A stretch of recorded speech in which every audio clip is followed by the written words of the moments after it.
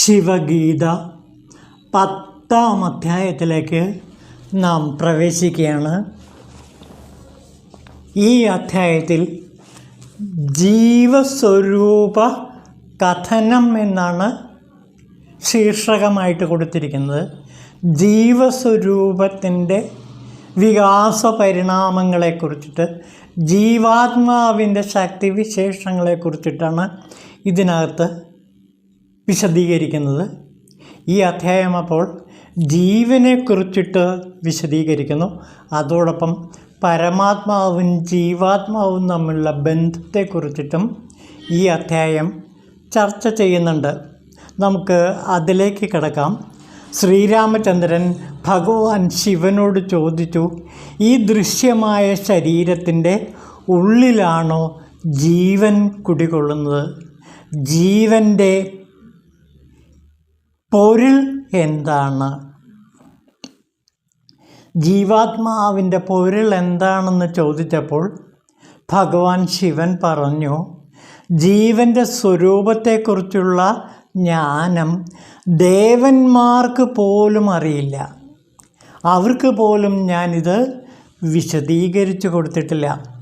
അല്ലയോ രാമ, അങ്ങക്ക് ആയിക്കൊണ്ട് ജീവൻ്റെ സ്വരൂപത്തെക്കുറിച്ചിട്ട് ഞാൻ പറഞ്ഞു തരാമെന്ന് പറഞ്ഞിട്ട് ജീവൻ്റെ സ്വരൂപത്തെക്കുറിച്ച് പറയാൻ തുടങ്ങുന്നതിന് മുമ്പ് അദ്ദേഹം പറഞ്ഞു, ജീവസ്വരൂപത്തെക്കുറിച്ച് അറിയണമെങ്കിൽ ആദ്യമായിട്ട് പരമേശ്വരനെക്കുറിച്ച് അറിയണം, എന്നെക്കുറിച്ച് അറിയണം എന്നാണ് ഭഗവാൻ ശിവൻ രാമനോട് പറഞ്ഞത്. ഞാൻ എല്ലാ മതങ്ങൾക്കും ജാതികൾക്കും മറ്റ് വിഭാഗങ്ങൾക്കുമെല്ലാം അതീതനാണ്, അനശ്വരനാണ് ഞാൻ, വിശുദ്ധനാണ്, പരിശുദ്ധനാണ് ഞാൻ, എല്ലാത്തിൻ്റെയും സൃഷ്ടികർത്താവാണ് ഞാൻ. അപ്പോൾ ഭഗവാൻ ശിവൻ തൻ്റെ ആ നിഗൂഢമായ പരമാത്മ ചൈതന്യത്തെ വിശദീകരിച്ചു കൊടുക്കുകയാണ്. ഞാൻ ജാതി മത ചിന്തകൾക്കെല്ലാം തന്നെ അതീതനാണെന്ന് പറയുകയാണ്. വളരെ പ്രധാനപ്പെട്ട ഒരു കാര്യമാണ്.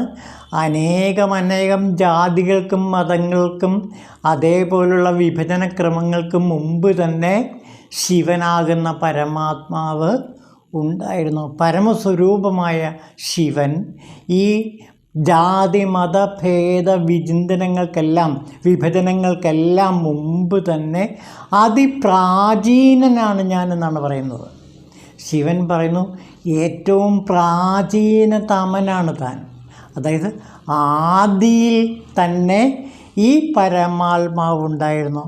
ഞാൻ ശുദ്ധനാണ്, പരിശുദ്ധനാണ്, എന്നെ ഒരു തരത്തിലുള്ള കളങ്കവും ബാധിക്കുന്നില്ല. ഞാൻ ഒരിക്കലും മരിക്കുന്നില്ല, ജനിക്കുന്നില്ല. പിന്നെ പറയണം, മനസ്സുകൾക്ക് അപ്പുറമാണ് എൻ്റെ അവസ്ഥ. അതായത് മനുഷ്യ മനസ്സുകൾ കൊണ്ട് ഒരിക്കലും എന്നെ ഉൾക്കൊള്ളാൻ കഴിയില്ല. എല്ലാ ഇന്ദ്രിയങ്ങൾക്കും അതീതനാണ് ഞാൻ. എല്ലാ ഇന്ദ്രിയങ്ങൾക്കും അപ്പുറം സ്ഥിതി ചെയ്യുന്ന ഏകാത്മാവാണ് ഞാൻ. ഞാൻ എല്ലാ ലോകങ്ങളെയും സൃഷ്ടിച്ചിരിക്കുന്നു. എനിക്ക് എല്ലാ ലോകങ്ങളെക്കുറിച്ചും സമ്പൂർണമായ അറിവുണ്ട്. പക്ഷേ ആരും എന്നെ അറിയുന്നില്ല. അപ്പോൾ ഭഗവാൻ പറയുകയാണ്, പരമാത്മാവായ എന്നെ ആരും അറിയുന്നില്ല. എന്നെ കണ്ടെത്താനോ വിവരിക്കാനോ വേദങ്ങൾക്ക് പോലും കഴിഞ്ഞിട്ടില്ല എന്നാണ് പറയുന്നത്. പരമാത്മാവിനെക്കുറിച്ച് ശാസ്ത്രീയമായ രീതിയിൽ വളരെ വിശകലനം ചെയ്യുന്ന വേദങ്ങൾക്കോ ആഗമങ്ങൾക്കോ പോലും എൻ്റെ സത്യം കണ്ടെത്താൻ കഴിഞ്ഞിട്ടില്ല. അതുകൊണ്ട് അവർ അവസാനം മൗനത്തിൽ അഭയം പ്രാപിക്കുന്നു. മൗനമാണ് ഈശ്വരൻ, മൗനമാണ് പരമാത്മാവ് എന്ന് പറയുന്നു.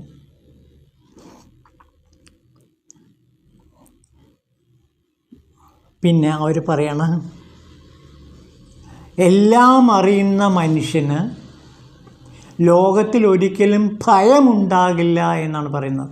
എന്നെ അറിയുന്നവന് ലോകത്തിൽ ഭയം എന്ന വികാരം ഉണ്ടാകുകയേയില്ല എന്ന് പറയുന്നു. അതിന് ഭഗവാൻ കാരണം പറയുന്നത് എല്ലാത്തിലും വർത്തിക്കുന്നത് ഞാനാണ്, എല്ലാ ജീവജാലങ്ങളിലും ഞാനുണ്ട്. ഈ സത്യം മനസ്സിലാക്കിയാൽ ഏത് സൃഷ്ടിയിലും പരമാത്മാവായ ശിവൻ കുടികൊള്ളുന്നു എന്ന അറിവ് സ്വന്തമാക്കിയ ഒരാൾക്ക് ലോകത്തിൽ ഒന്നിനെയും ഭയപ്പെടേണ്ടതില്ല.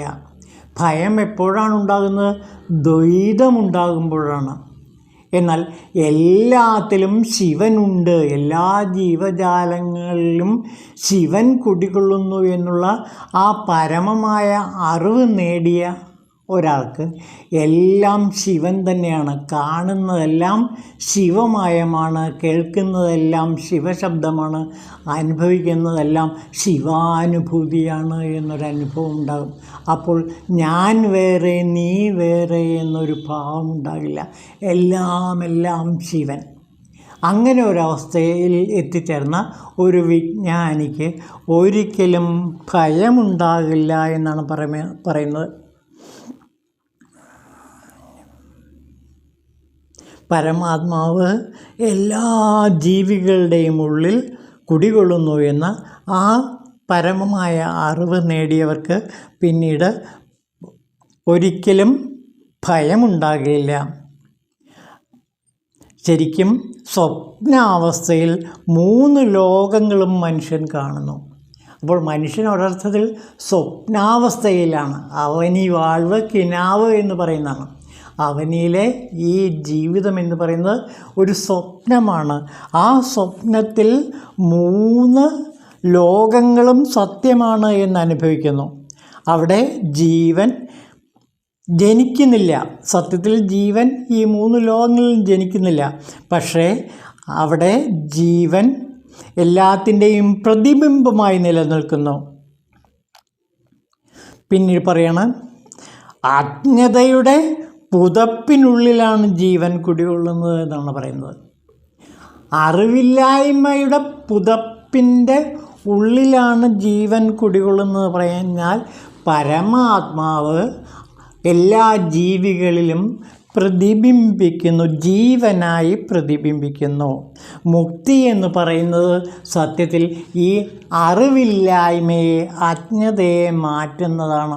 അപ്പോൾ ജീവൻ്റെ മുക്തി അല്ലെങ്കിൽ ജീവാത്മാവിൻ്റെ മുക്തി എന്ന് പറയുന്നത് ഈ അറിവില്ലായ്മയുടെ പുതപ്പിനെ എടുത്ത് മാറ്റിയാൽ മതി. അപ്പോൾ ജീവാത്മാവ് പരമാത്മാവുമായിട്ട് ഒന്നിക്കുന്നു, പരമാത്മാവ് തന്നെയായി മാറുന്നു. അപ്പോൾ പരമാത്മാവിനെ ഒരു പുതപ്പ് കൊണ്ട് മൂടിയതാണ് ജീവൻ. അപ്പോൾ ജീവൻ എന്ന് പറയുന്നത് ശരിക്കും അജ്ഞാനത്താൽ മൂടപ്പെട്ടതുകൊണ്ടാണ് ജീവാത്മാവ് എന്ന് വിളിക്കുന്നത്. ഈ അജ്ഞാനത്തെ, ഈ അറിവില്ലായ്മയെ ഇല്ലാതാക്കിയാൽ, അതിനെ മാറ്റിയാൽ, ആ അറിവില്ലായ്മയുടെ പുതപ്പിനെ എടുത്ത് മാറ്റിയാൽ ജീവാത്മാവ് തന്നെ പരമാത്മാവായി പ്രശോഭിക്കുന്നത് കാണാൻ പറ്റും.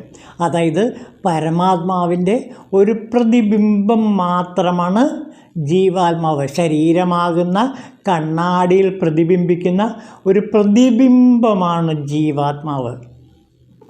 ഈ പ്രതിബിംബത്തിന് മാലിന്യങ്ങൾ ഉണ്ടാകുന്നു എന്ന് തോന്നുന്നത്, അതായത് ദുഃഖങ്ങൾ ഉണ്ടാകുന്നു എന്ന് തോന്നുന്നത് ആ കണ്ണാടിയിലുണ്ടാകുന്ന മാലിന്യം കൊണ്ടാണ്. അല്ലാതെ ആത്മാവിനൊരിക്കലും മാലിന്യമില്ല. പക്ഷേ ജീവന് ദുഃഖം അനുഭവിക്കേണ്ടി വരുന്നത് ഈ കണ്ണാടിയിൽ മാലിന്യമുള്ളതുകൊണ്ടാണ്. ഈ കണ്ണാടിയിലെ മാലിന്യങ്ങളെ ഇല്ലാതാക്കിയാൽ, അതായത് സ്ഥൂല ശരീരത്തിൽ ഒരു സൂക്ഷ്മ ശരീരവും കുടികൊള്ളുന്നു.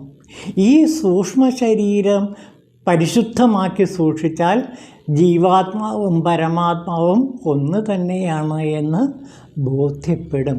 അപ്പോൾ കണ്ണാടിയിലെ മാലിന്യം കൊണ്ടാണ് നമുക്ക് ദുഃഖം അനുഭവിക്കേണ്ടി വരുന്നത്. അപ്പോൾ ദുഃഖം നമുക്ക് ഒരർത്ഥത്തിൽ അത് നാം ശരിക്കും അനുഭവിക്കുകയല്ല, അത് ഡ്രീമിങ്, ആ സ്വപ്നാവസ്ഥയിലുള്ള ഒരു വികാരമാണ്. ആ സ്വപ്നാവസ്ഥയിലുള്ള ഈ ദുഃഖം സത്യത്തിൽ ഇല്ലാത്തതാണ്. അത് ആ ശരീരത്തിൻ്റെ മാലിന്യം കൊണ്ടാണ്, അല്ലെങ്കിൽ ഏറ്റവും ഉപരിതലത്തിലുള്ള മാലിന്യം കൊണ്ടാണ്, കണ്ണാടിയിലെ മാലിന്യം കൊണ്ടാണ് ഈ ദുഃഖം നാം അനുഭവിക്കുന്നത്. ആ മാലിന്യം മാറ്റിക്കഴിയുമ്പോൾ, അതായത് അജ്ഞാനം, സംസാര ദുഃഖമില്ലാതായി കഴിയുമ്പോൾ നമുക്ക് ഒരിക്കലും ദുഃഖമുണ്ടാകില്ല. അപ്പോൾ ദുഃഖ നിവാരണത്തിനുള്ള ഒരു പ്രതിവിധി കൂടി ഇവിടെ പറയണം. അതായത് ജ്ഞാനം നേടുക, അറിവ് നേടുക, യഥാർത്ഥമായ അറിവ്, പരമാത്മാവിനെക്കുറിച്ചുള്ള യഥാർത്ഥമായ അറിവ് നേടിയാൽ നമുക്ക് ജീവിതത്തിൽ ഒരിക്കലും ദുഃഖമുണ്ടാകില്ല. അതായത് ഞാൻ തന്നെയാണ് നീ, തത്വമസി എന്നുള്ളതും അഹം ബ്രഹ്മാസ്മി എന്ന് തുടങ്ങിയ മഹാവാക്യങ്ങളുടെ പൊരുൾ ഉൾക്കൊണ്ടു കഴിഞ്ഞാൽ അയമാത്മാ ബ്രഹ്മ എന്ന അവസ്ഥയിലേക്ക് എത്തിച്ചേരാൻ കഴിയും. ഇതാണ് ഈ 10-ാം അധ്യായത്തിൽ, ശിവഗീതയുടെ 10-ാം അധ്യായത്തിൽ വിവരിക്കുന്നത്. ജഡപ്രകൃതിയായ ശരീരത്തിന് ചൈതന്യം നൽകുന്ന തത്വം അറിയുക, ഇച്ഛിക്കുക, പ്രവർത്തിക്കുക, ആലോചിക്കുക, നിശ്ചയിക്കുക തുടങ്ങിയ വ്യാപാരങ്ങളെ നിയന്ത്രിച്ചുകൊണ്ട് മനുഷ്യനിൽ കുടികൊള്ളുന്ന നിർവചനാതീതമായ തത്വമാണിത്. ദേഹത്തിനും പ്രാണനും ഇന്ദ്രിയങ്ങൾക്കും അന്ധഃകരണത്തിനും അപ്പുറത്തുള്ള ബ്രഹ്മചൈതന്യം തന്നെയാണ് ആത്മാവെന്ന് വേദാന്തികൾ പറയുമ്പോൾ, ചൈതന്യ വിശിഷ്ടമായ ദേഹത്തിനും അപ്പുറം ഒരാത്മാവില്ലെന്നാണ് ചാർവാകന്മാർ പറയുന്നത്. അവരിൽ ഒരു കൂട്ടർ ഇന്ദ്രിയങ്ങളെ തന്നെയാണ് ആത്മാവായി കണക്കാക്കുന്നത്. മനസ്സിനെ തന്നെ ആത്മാവായി കരുതുന്നവരുമുണ്ട്. ശാരീരിക അസ്തിത്വത്തിൽ നിന്നുണ്ടാകുന്ന സൂക്ഷ്മ ചൈതന്യമായി ചിലർ കരുതുമ്പോൾ മറ്റു ചിലരുടെ അഭിപ്രായങ്ങൾ ഈശ്വര സൃഷ്ടിയിൽ നിന്ന് പുറപ്പെട്ട് അതിൽ തന്നെ വിലയം പ്രാപിക്കുന്ന ചൈതന്യമാണെന്നാണ്. ഭൗതികവാദികൾ ആത്മാവിനെ അംഗീകരിക്കുന്നില്ല. അപ്പോൾ ഇതേവരെ ലോകത്തിൽ ആത്മാവിനെ കുറിച്ചിട്ട് ഭാരതത്തിലുണ്ടായ വിവിധ മതങ്ങളെ കുറിച്ചിട്ടാണ് നാം ഇവിടെ കാണുന്നത്. അപ്പോൾ ഭൗതികവാദികളും പറയുന്നുണ്ട്. അതായത് നോക്കൂ, ഈശ്വര സൃഷ്ടിയിൽ നിന്ന് പുറപ്പെട്ട് അതിൽ തന്നെ വിലയം പ്രാപിക്കുന്ന ചൈതന്യമാണെന്നാണ് എല്ലാവരും പറയുന്നത്. അപ്പോൾ ചൈതന്യം എന്ന് പറയുന്നത് സാക്ഷാൽ പരമാത്മ ചൈതന്യമാണ്. ഭൗതികവാദികൾ ആത്മാവിനെ അംഗീകരിക്കുന്നില്ല. ചാർവാക മതത്തിലൊക്കെ ഇങ്ങനെയുള്ള സാധ്യതകൾ പണ്ട് കാലത്ത് ഉണ്ടായിരുന്നു. അപ്പോൾ ഇന്നേ വരെ ഭാരതത്തിലുണ്ടായിരുന്ന ആത്മാവിനെക്കുറിച്ചുള്ള ഒരു ചെറിയ സംക്ഷിപ്ത വിവരണമാണ് നാം ഇവിടെ കാണുന്നത്. പരമാർത്ഥ ജ്ഞാനമില്ലാത്തവൻ ആത്മാവും ലോകവും രണ്ടാണെന്ന ഭേദചിന്തയിലൂടെ ഏർപ്പെടുന്ന കർമ്മത്തിൻ്റെ ഫലമായി അന്ധകാരനിബിഡമായൊരു സംസ്കാരം നേടുകയും അത് സുഖദുഃഖാനുഭവങ്ങളിലേക്കും ജനന മരണ ആദി ബന്ധങ്ങളിലേക്കും നയിക്കുന്നു. സത്വം, രജസ്, തമസ് എന്നിവയാൽ നിബിഡമായ മായയാൽ ഈ പ്രപഞ്ചം സൃഷ്ടിക്കപ്പെട്ടിരിക്കുന്നു. സമഷ്ടി തലത്തിൽ മായയായും വ്യഷ്ടിതലത്തിൽ അജ്ഞാനമായും ഇത് നിലകൊള്ളുന്നു. പ്രപഞ്ചകാരണമായ ബ്രഹ്മത്തെ മായ ആവരണം ചെയ്ത് ഇന്ദ്രിയഗോചരമായ പ്രപഞ്ചത്തെ വിക്ഷേപിക്കുന്നു. അജ്ഞാനം പ്രപഞ്ചത്തെ ബ്രഹ്മത്തിൽ ആരോപിക്കുകയും അതിൽ നിന്ന് പ്രപഞ്ചവും ജീവാത്മാവും രണ്ടാണെന്ന് തോന്നലുണ്ടാക്കുകയും ചെയ്യുന്നു. അതുമൂലം താൻ ശരീരമാണെന്ന മിഥ്യാബോധമുണ്ടാകുകയും അങ്ങനെ കർമ്മം ഉത്ഭവിക്കുകയും ചെയ്യുന്നു.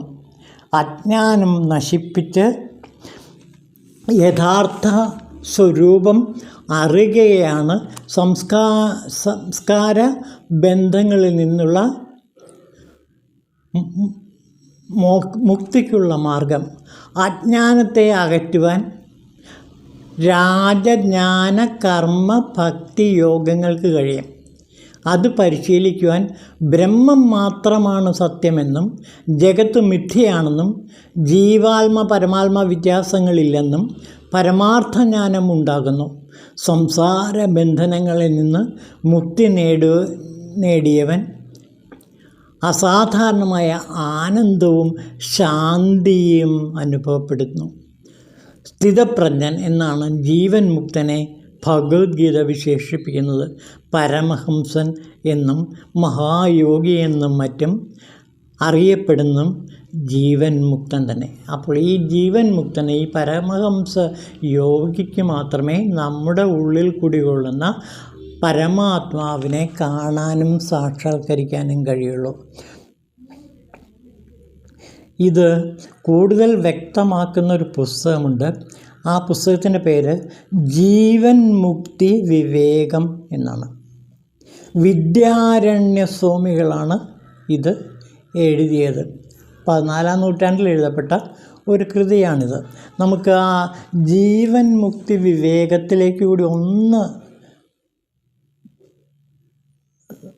സൂചനകൾ നൽകുക മാത്രമേ ചെയ്യുന്നുള്ളൂ.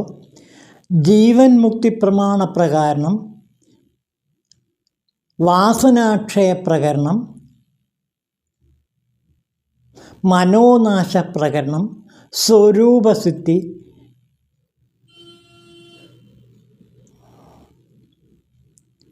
തുടങ്ങിയ പ്രകരണങ്ങളാണ് ഈ പുസ്തകത്തിൽ പ്രധാനമായിട്ടും ഉള്ളത്. ജീവിതകാലത്ത് തന്നെ പ്രകൃതി വേഗങ്ങളെയെല്ലാം നിയന്ത്രിച്ച് ലൗകികമുക്തനായി സർവതന്ത്ര സ്വതന്ത്രനാകുന്നതിന് മനുഷ്യന് കഴിയും. ശുഭാശുഭ വാസനകളുടെ ഫലമായി ജീവൻ ശരീരമെടുക്കുന്നു. എന്നിട്ട് പ്രയത്നം കൊണ്ട് ശുഭാശുഭ വാസനകളെ പോഷിപ്പിക്കുകയും അശുഭവാസനകളെ ശോഷിപ്പിക്കുകയും ചെയ്ത് അന്ധകരണ ശുദ്ധി നടത്തിയാൽ പ്രാരബ്ധ കർമ്മങ്ങൾ പയ്യെ പയ്യെ ഇല്ലാതാകുന്നു. അഭ്യാസ വൈരാഗ്യങ്ങൾ കൊണ്ട് സാധകൻ സ്ഥിരത പ്രജ്ഞപദത്തിൽ എത്തുന്നതോടുകൂടി അവൻ ആത്മീയമായി ഉണരുന്നു. പിന്നീട് ജീവൻ മുക്തി നേടുന്നതിന് അതിനെ പ്രയോജനപ്പെടുത്തുന്നു. ജീവൻ മുക്തന് സഹായകമായ സന്യാസത്തെയും പരമഹംസന്മാരുടെ സ്വഭാവത്തെയും ആചാരത്തെയും മറ്റും ഈ ജീവൻ മുക്തി വിവേകത്തിൽ വിദ്യാരണ്യ സ്വാമികൾ വിശദീകരിക്കുന്നുണ്ട്. 14-ാം നൂറ്റാണ്ടിലെ ഒരു പ്രധാന കൃതിയാണിത്. ശരീരത്തിൻ്റെ ചൈതന്യദായകമായ ശക്തിയാണ് ജീവാത്മാവ് എന്ന് ഈ കൃതി വ്യക്തമാക്കുന്നു. അദ്വൈതികളുടെ അഭിപ്രായത്തിൽ ഏകനും അദ്വിതീയനുമാണ് ആത്മാവ്. ബ്രഹ്മരൂപമായ ചൈതന്യത്തിൻ്റെ ആഭാസം, അതായത് പ്രതിബിംബം മാത്രമാണ് ആത്മാവെന്ന് ശങ്കരാചാര്യരും പറയുന്നു. അഥവാ ബ്രഹ്മത്തിന് അവിദ്യയിലുണ്ടാകുന്ന പ്രതിബിംബമാണ് ഈശ്വരൻ. അവിദ്യാകാര്യമായ അന്ധകരണത്തിലെ പ്രതിബിംബം ജീവാത്മാവുമാണ്. ഇതാണ് പ്രധാനമായിട്ടും പരമാത്മാ ബന്ധത്തെപ്പറ്റി ശങ്കരാചാര്യരും മറ്റും പറയുന്ന സത്യം. അപ്പോൾ പരമാത്മാവിൻ്റെ ഒരു പ്രതിബിംബം മാത്രമാണ് ജീവാത്മാവ്. ശിവഗീതയിൽ പറയുന്നത് അജ്ഞാനമാകുന്ന പുതപ്പിനുള്ളിലാണ് ഈ ജീവൻ നിലനിൽക്കുന്നത് എന്നാണ്. ആ അജ്ഞാനത്തിൻ്റെ പുതപ്പ് മാറ്റിയാൽ ജീവാത്മാവും പരമാത്മാവും ഒന്ന് തന്നെ, അല്ലെങ്കിൽ ലയിച്ചു ചേരുന്ന ഒരവസ്ഥ ഉണ്ടാകുമെന്ന് പറയുന്നു. ജീവൻ കുടികൊള്ളുന്നത് ഹൃദയത്തിലാണ് എന്നും ആ 72,000 നാഡീഞരമ്പുകൾ ഹൃദയത്തിൽ നിന്ന് പുറപ്പെടുന്നു എന്നും ആ സുഷുമ്നയിലാണ് ജീവൻ കുടികൊള്ളുന്നതെന്നും തുടർന്ന് ഭഗവാൻ ശിവൻ രാമന് വിശദീകരിച്ചു കൊടുക്കുന്നു. അപ്പോൾ സുഷുമ്നയിലാണ് ജീവൻ കുടികൊള്ളുന്നത്. നാം ഇന്ന് പറയുന്ന ജീവൻ എന്ന് പറയുന്നത് നമ്മുടെ സുഷുമ്നായി നാഡിയിലാണ് കുടികൊള്ളുന്നത്. അത് ഹൃദയത്തിൽ നിന്ന് പുറപ്പെടുന്നതാണ് എന്നും ശിവഗീത വ്യക്തമാക്കുന്നു. ഇതോടെ 10-ാം അധ്യായം അവസാനിക്കുകയാണ്. ഓം ശിവായ